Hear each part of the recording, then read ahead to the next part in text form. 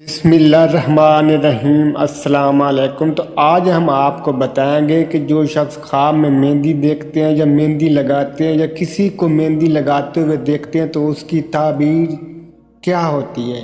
خواب میں مہندی لگانا، اگر خواب دیکھنے والا عورت ہے تو کسی خوشی کے ملنے یا خواہش کے بڑھنے، اگر کنواری لڑکی ہے تو شادی کے ہونے، اگر شادی شدہ ہے تو کسی نعمت یا خوشی کے ملنے کی طرف اشارہ ہے،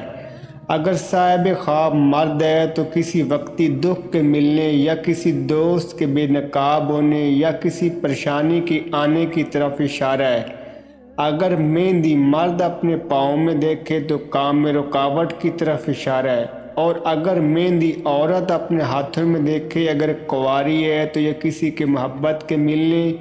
یا محبت کرنے والے شخص کا زندگی میں آنے کی طرف اشارہ ہے،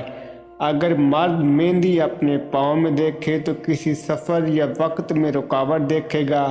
اگر مہندی کوئی عورت اپنے پاؤں میں دیکھے تو کسی وقتی دکھ کے ملنے کی طرف اشارہ ہوتا ہے، اور اگر صاحب خواب مرد ہو یا خواہ عورت ہو مہندی اپنے سر میں دیکھے